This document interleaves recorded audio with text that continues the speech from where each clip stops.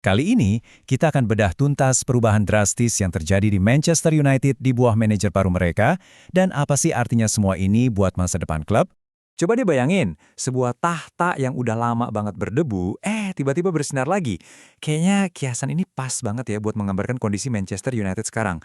Yuk kita lihat gimana ceritanya tahta di Old Trafford itu bisa mulai berkilau lagi. Oke, kita mulai dari pemicunya dulu ya. Apalagi kalau bukan kemenangan debut Michael Carrick yang wow, luar biasa banget di derby Manchester. Gimana nggak? Cuma butuh 3 hari persiapan loh buat ngalahin taktiknya Pep Guardiola. Ini benar-benar bikin kaget seisi Premier League. Rencana taktis Carrick itu sukses besar, berhasil menetralisir sang juara bertahan. United mainnya efektif banget, sampai-sampai Erling Haaland dibikin nggak berkutik. Nah, di sini kita bisa lihat perbedaan yang jelas banget. Dulu kan performanya naik turun, nggak jelas mau main kayak gimana. Sekarang di bawah Carrick langsung ada kemenangan telak. Dan yang paling penting, apa yang disebut DNA MU itu kayak hidup lagi. Mainnya jadi berani, nyerang, dan pantang menyerah. Beda banget kan? Tapi menang sekali lawan City itu kan satu hal ya.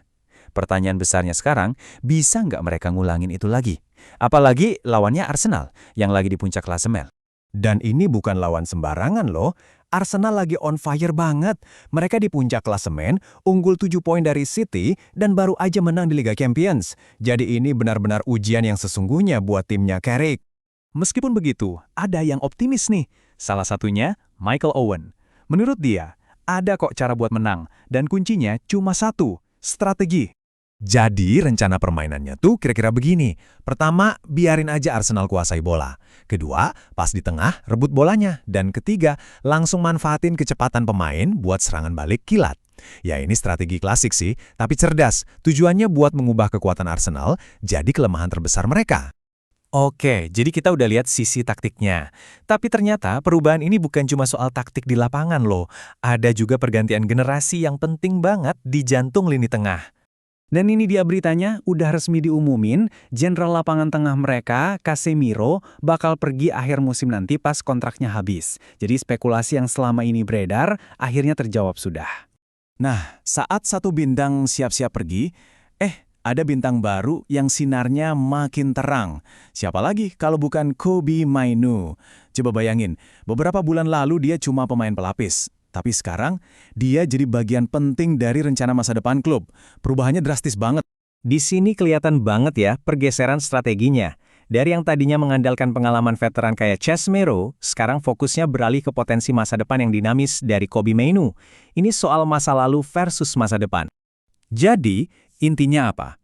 Ini bukan cuma soal ganti satu pemain dengan pemain lain.